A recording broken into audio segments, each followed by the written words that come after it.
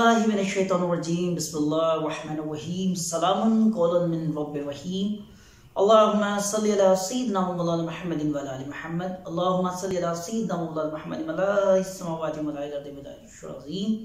लाखों करोड़ों दुरूद व सलाम उस ज़ात बबरकत पर जिसकी वजह से पूरी कायनात को तख्लीक किया गया। अस्सलाम वालेकुम नाज़रीन, मैं हूं आपका होस्ट साहबजादा मोहम्मद ज़ाहिद शरीफ फ़कीर हुसैनी। आप हमारा ऑफिशियल यूट्यूब चैनल सरकार जी मुल्तान शरीफ आस्ताना अली अर्शीदिया देख रहे हैं। उम्मीद है खुदावंद मत्ताल से आप सब लोग खैरियत से होंगे। आज आपके खिदमत में हाजिर हैं एक बड़ी ही नायाब और बहुत ही ख़ास वीडियो के साथ। और आज की जो वीडियो है, जो मुझे सवाल किया गया व्हाट्सएप पे, वो था कि अमल की रिज्जत कैसे की जाए। अमल जब करते हैं हम कोई भी और उसकी रिज्जत लग जाए तो उसको ख़त्म करने के लिए उस रिज्जत का उतारा क्या होगा। सबसे पहले तो मेरी आप लोगों से गुजारिश है कि आप जब भी कोई वजीफ़ा करें, वजीफ़े की तो खुली इजाज़त होती है और वजीफ़े की भी इजाज़त आपको वज़ाइफ की इजाज़त भी अपने शेख से लेनी चाहिए। लेकिन जब आप अमल करते हैं तो अमल बग़ैर अपने शेख की इजाज़त से हरगिज़ ना करें। ये मेरी पहली आपसे गुजारिश है। कुछ लोग ये करते हैं कि यूट्यूब पे देख लिया, कुछ किताबें पढ़ ली, कुछ वज़ाइफ की किताबें वगैरह देख ली और वहाँ से तरीक़ेकार देखा और अमल खुद से ही शुरू कर दिया। फिर उसका नुकसान क्या होता है, उन्हें अमल शुरू करने से पहले ही इस चीज़ का अंदाज़ा नहीं होता कि हम जो अमल शुरू करने वाले इस अमल की कोई ज़कात भी है, और अगर ज़कात है तो किस तरह अदा करनी है। हर अमल की ज़कात होती है। तो आज की वीडियो रिज्जत तो आपको लेकर जाएंगे कि रिज्जत का उतारा कैसे करते हैं, लेकिन सबसे पहले आपको रोशनास कराएंगे कि अमल की ज़कात क्या होती है। आप जब भी कोई अमल शुरू करें, मेरी सबसे पहले तो गुजारिश है आप बेजा मदाखलत से परहेज़ करें, इन कामों में ना पड़ें। आपके जो पीर मुर्शद हैं आप उनसे रहबरी लें, उनसे पूरी रहनुमाई हासिल करें। जब वो आपको इजाज़त दें तो फिर उसके बाद कोई अमल कीजिएगा, उसके बाद वज़ाइफ को शुरू कीजिएगा। अगर वो इजाज़त दे देते हैं तो बेशक आप उनकी इजाज़त के साथ शुरू करें। अब मैं बता देता हूँ कि अमल की ज़कात क्या होती है। आप जब भी कोई अमल शुरू करते हैं, जैसा मैंने अपनी हर वीडियो में आपको कहा है कि मेरी तरफ से ये इजाज़त क्या होती है, ये नहीं कि इसका मतलब है अगर आप अमल शुरू कर रहे हैं तो उसका तरीक़ेकार मैंने आपको पहले बता दिया है कि कोई भी अमल शुरू करने से पहले 4 रकत बराए हाजात पढ़ लो, 4 नफल बराए हाजात पढ़ें और हर रकत में यानी कि हर दफ़ा आपने हाथ बांधने 4 बार सूरह फातिहा अल-हम्द शरीफ और 13 बार सूरह इखलास पढ़ना है। और उसके बाद आप सलाम फेरें और उसके बाद आपने 100 रुपये की नियाज बनाम हज़रत अली कुल ख़त्म शरीफ देनी है और वो बच्चों में तकसीम कर दें। और उसके बाद मेरी तरफ से इजाज़त है उस अमल की जिसकी मैं इजाज़त दे रहा हूँ, यानी कि आप मेरे अलावा जो मेरी वीडियोस देख रहे हैं जिनकी मैंने इजाज़त दी है वो इजाज़त है। अगर आप पीर मुर्शिद के पास जाते हैं, अपने रहबर के पास, अपने इमाम के पास, अपने पेशवा के पास, तो वो आपको बताएंगे। कई अमल ऐसे होते हैं जिसकी पीर मुर्शिद आपको इजाज़त नहीं देते, वो आपकी रूहानी इस्तिदाद को समझते हैं, वो जान जाते हैं कि हमारे मुरीद की रूहानी इस्तिदाद क्या है। अब देखें, एक बच्चा, उसके बाप की अगर ख्वाहिश हो कि मैंने कुरान पाक हिफ्ज़ कराना है बच्चे को, उसकी ख्वाहिश काबिल एहतराम है, उसकी ख्वाहिश का एहतराम उस्ताज़ा करते हैं, लेकिन असातिज़ा सबसे पहले उसको नाजरा कराते हैं। बच्चा अगर उठ के ये कहे कि नाजरा भी करना नहीं है, अभी कुरान पढ़ा नहीं है और हिफ्ज़ करा लेना है, अगर उसकी दिमागी सलाहियत बहुत अच्छी है तो वो नाजरा के साथ साथ भी हिफ्ज़ करता रहेगा। ज़रूरी नहीं है कि पहले आप कुरान पाक को पढ़ें और फिर, लेकिन कोई भी उस्ताद जब तक कुरान पाक के रमूज़ नहीं सिखाएगा, कुरान पाक की हरूफ तहज्जुद से आप वाकिफ़ नहीं होंगे, आपको ज़ेर ज़बर पेश का पता ही नहीं होगा, तो आप हिफ्ज़ करते भी आपको मुश्किलात का सामना होगा। इसलिए असातिज़ा पहले कोशिश करेंगे इसको नाजरा कराया जाए ताकि कुरान की तरतीब, कुरानी अल्फाज की तरतीब से वाकिफ़ हो, इसको पता हो कि अलिफ लाम मीम कहाँ खींचना है, कहाँ छोड़ना है, ये सारे इसरार दिए जाते हैं। जब ये तमाम चीज़ें सिखाई जाती हैं तो फिर आगे शौक बढ़ाया जाता है कि अब आपका बच्चा इस काबिल है कि वो हिफ्ज़ कर सकता है। इसी तरह शेख के पास जब भी कोई मुरीद आकर कहे कि सरकार मैंने अमल करना है, वो ये ना देखे कि बाकी इतने सारे मुरीदान में से फलां सबको सरकार ने इजाज़त दी है, वो ज़्यादा चहीता, वो ज़्यादा ख़ास है, ऐसा कुछ नहीं होता। एक उस्ताद के लिए तमाम शागिर्द बराबर होते हैं, बाप के लिए तमाम औलाद बराबर होती है। लेकिन होता क्या है, बच्चा अपना मुकाम, शागिर्द अपना मुकाम खुद बनाता है, अपनी जहानत, अपने अदब, अपने इल्म, अपने अमल से। तो अगर आप, मैं इसकी बड़ी प्यारी आपको मिसाल दे रहा हूँ कि नबी करीम सल्लल्लाहु अलैहि वसल्लम की बारगाह में चारों खुलफाए राशिदीन एक दूसरे से सबका ले जाने की कोशिश किया करते थे। और सिर्फ यही नहीं बल्कि तमाम सहाबा भी दीगर सहाबा के साथ इस चीज़ की बाकायदा सबका ले जाने की कोशिश हुआ करती थी। और इसका वाक़या हमें इस्लाम में मिलता है कि बिल्कुल हज़रत अबू बकर सिद्दीक़ रज़ियल्लाहु ताला अन्हु, जब नबी ने फरमाया कि जो कुछ है राह खुदा करो, तो सब अपनी अपनी हैसियत और अपने अपने वक़ार के मुताबिक लेकर आए। हज़रत उमर फ़ारूक रज़ियल्लाहु ताला ने आधा माल जमा किया और दिल में ख्याल किया कि आज तो मैं अबू बकर पर सबकत ले जाऊंगा।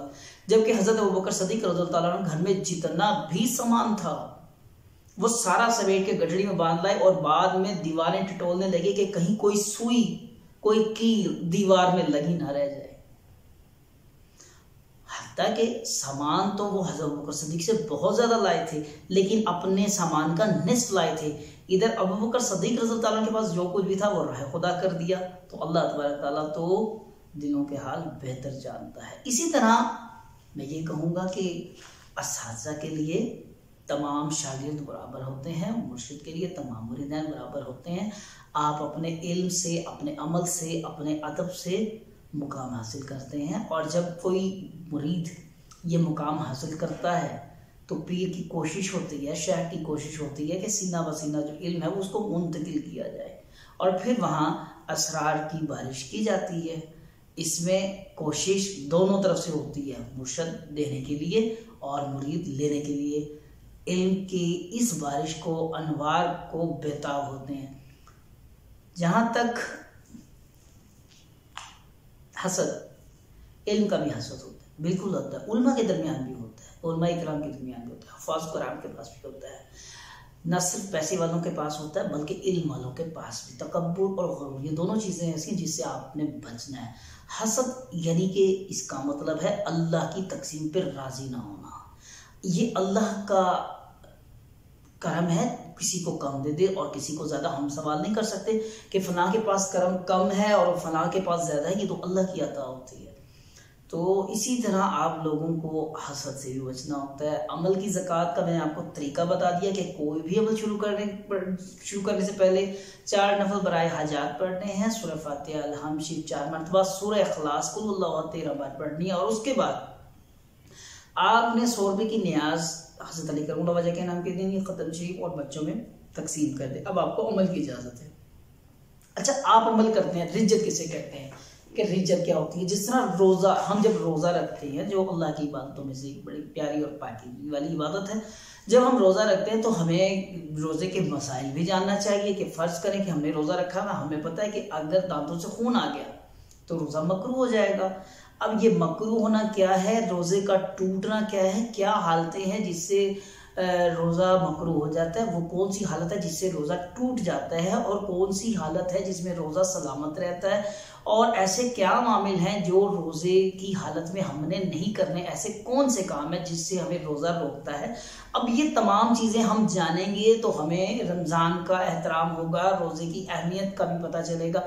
इसी तरह जब आप कोई अमल करते हैं तो अमल शुरू करने से पहले ये देख लें कि आप जो अमल शुरू कर रहे हैं इसमें अल्लाह कौन सी ज़ात से है, कौन से इसमें अल्लाह से, वो जलाली है, उसकी सिर्फ जमाली है या जलाली है। फिर जलाली और जमाली का परहेज होता है। अब ये तमाम चीज़ें, इसीलिए मैं आपको बार बार कहता हूँ कि बगैर मुर्शिद के, बगैर रहबर, बगैर उस्ताद के ऐसा कुछ ना किया करें। और अगर आप उनसे सिर्फ दुआ ले लें तो यकीन करें आपको झंझट में पड़ने की ज़रूरत नहीं है, दुआ ही काफ़ी होती है। बुजुर्गों की दुआ और सबसे बड़ी, आपका हौस आपके घर में मौजूद आपके माँ बाप हैं, इनसे दुआ सबसे पहले लिया करो, कामयाब रहोगे हमेशा हमेशा। अच्छा, हम बात कर रहे थे कि जनाब जिस तरह रोज़े की अहमियत पता चलती है, तो जब भी अमल शुरू करना है तो उस अमल के बारे में आपको पता होना चाहिए कि ये अमल जो किया जा रहा है ये जलाली है या जमाली है। फिर उसके हिसाब से उसका जो परहेज बनना है वो भी जलाली और जमाली दोनों सिमतों में से कोई एक सिमत का तयन होगा। अच्छा, जब आपने जलाली और जमाली परहेज कर लिया, या आपने जलाली किया है या जमाली किया है, दोनों में से जो भी कर लिया, अब परहेज स्टार्ट हो गया, आपका अमल स्टार्ट हो गया, अमल हो गया आपका शुरू। अब जिस तरह रोजे के बारे में कि अगर दांतों से खून निकल आए तो रोजा मकरूह होता है, तो रिज्जत की हालत इसे बोलते हैं। कई लोगों को नहीं पता, वही सोच रहे कि रिज्जत होती क्या है। तो मैं बता देता हूं, अगर अमल के दौरान चिल्ले की हालत में या अमल के दौरान आपको कहीं से कट लग जाए, खून निकल आए, या कोई पहले कोई दाना पुंजी था उसमें से रेशा या पीप जारी हो गई है, तो ये आपके अमल की रिज्जत हो गई है। वो आपने खुद नहीं किया, अचानक से हुआ, कोई रगड़ लगी, चोट लगी, खून निकल आया, तब भी अगर अमल के दौरान जिन दिनों में आपका अमल जारी हो, ऐसे में एहतलाम हो जाता है, ये भी रिज्जत में आएगा। तो ऐसी तमाम चीज़ें, ये छोटी छोटी चीज़ें तो कहने को छोटी छोटी हैं, लेकिन ये बहुत बड़े बड़े मामला हैं, इसीलिए रहबर और मुर्शिद की ज़रूरत पड़ती है। और आप जब जाएंगे और उनको बताएंगे तो फिर वो आपको बताएंगे कि अमल की हो गई है रिज्जत। आप किसी भी, जब भी आप कोई अमल करते हैं उसमें रिज्जत की गुंजाइश होती है 2 से 3, और 3 के बाद अगर ज्यादा रिज्जत है तो वो आपका जो अमल है वो कारबंद नहीं रहता, यानी कि वो सूदमंद नहीं है आपके लिए। आप उसको 41 दिन खींचे, 21 दिन खींचे, या उसको आप जितना मर्जी तूल दे ले, लेकिन आपको उस पढ़ाई का सवाब तो जरूर मिलेगा, लेकिन आप जो चाह रहे हैं वो दूर रस नतीजे आपको हासिल नहीं होंगे। तो अगर आपकी रिज्जतें ज्यादा पड़ गई हैं तो बेहतर है उस अमल को वही बंद कर दें। अमल कैसे खत्म किया जाता है उसका तरीका भी इसीलिए बार बार मैं आपको साथ साथ बता भी रहा हूं और एक इशारा दे भी रहा हूं कि पीरो मुर्शद ऐसा ना हो कि मेरी वीडियो देखने के बाद आप दोबारा फिर ये पंगा लेना शुरू कर दें, तो उसके लिए आपके पास फिर कोई गुंजाइश नहीं होगी। मेरी अर्ज आप लोगों से इतनी ही है कि आप अपना पीरो मुर्शद देखें। पीरो मुर्शद आपका होना चाहिए, आपका रहबर, आपका उस्ताद होना चाहिए, और उसके बाद आप अपना कोई भी अमल शुरू करें। अच्छा, रूहानियत में तमाम चीज़ें, वज़ाइफ और अमाल, ये अमल कोई बुरी चीज़ नहीं। कुछ लोग सोचते हैं कि जी आमिल हमने बनना है तो शायद किसी की कारोबार की बंदिश के लिए या किसी को नुकसान, वो शख्स जो अपने किसी मोमिन भाई का बुरा सोचे, तो एक मोमिन की शान ये नहीं है कि वो अपने किसी भाई के मुतालिक बुरा सोचे या बुरा करे। तो ऐसे तमाम लोग जिन पे अल्लाह की अता है, उनके दिल भी नर्म होते हैं, वो किसी के मुतालिक बुरा सोचते नहीं, अगर ख्याल आ भी जाए तो बुरा करते नहीं हैं। वो अपने जो मामला होते हैं वो भी खुदा के सपुर्द करते हैं, तो दूसरों के मामलों में तो टांग अड़ाना बहुत दूर की बात है कि वो किसी के लिए किसी का बुरा करेंगे। ऐसा मोमिन की शान नहीं है, मोमिन ऐसा नहीं सोचता कि किसी का बुरा हो जाए। अब रह गई बात कि आप अपना इल्म तो आपके पास इतना होना चाहिए, आपकी इतनी रूहानी इस्तदा होनी चाहिए कि आपका ताल्लुक अपने रब की ज़ात के साथ इतना होना चाहिए कि आप जब मांगे तो आपको अता किया जाए। आपकी ज़रूरतों को वो इस हद तक ख्याल रखता है कि आपको तो पता ही नहीं है कि आपकी दिन भर की ज़रूरतें क्या है। वो बिला तातुल तमाम ज़रूरतें आपकी पूरी करता है। मालिक बेहतर जानता है, मालिक से ज्यादा कोई नहीं जानता। वो वहदाहुल ला शरीक है, उसे पता है कि मेरे बंदे को कब किस चीज की जरूरत है, उससे ज्यादा कोई अता करने वाला नहीं है, और तमाम खताओं पे पर्दे डालने वाला भी वही अता करने वाला है। तो दुआ ये है कि अल्लाह तबारक ताला हम सबको दीन की सच्ची और अच्छी बातें सीखने की तौफीक अता फरमाए, और कोशिश करें कि एक दूसरे को तकलीफ ना पहुंचाएं। कि रब कहता है कि मैं शारक से ज्यादा करीब हूँ, तो उसके बंदे को तकलीफ देने से पहले ज़रूर सोच लिया करें कि ये भी उसी रब का बंदा है जिसके बंदे होने का दावा आप कर रहे हैं। तो उम्मीद है आज का ये टॉपिक आपको ज़रूर समझ आया होगा, और एक चीज़ तो बात ज़रूर समझ आई होगी कि बग़ैर पीर व मुर्शिद, बग़ैर उस्ताद के आपको ये अमल और अमल की दुनिया में कदम रखने की ज़रूरत नहीं है। अब बेहतर होगा पंजगाना नमाज पढ़ें, दुरूद पाक पढ़ें। दुरूद पाक से बड़ा वजीफ़ा कोई नहीं है। अल्लाह तबारक ताला हम सबका, आप सबका हामी नासिर हो, और अच्छी और नेक बात फैलाना सबका जारी है। इस वीडियो को ज़रूर शेयर कीजिएगा, हो सकता है आपके एक शेयर की वजह से किसी का भला हो जाए। नेक्स्ट वीडियो के साथ आपके खिदमत में फिर हाजिर होंगे, जब तक के लिए इजाज़त दीजिए। अल्लाह हाफिज़, फ़ी अमान अल्लाह।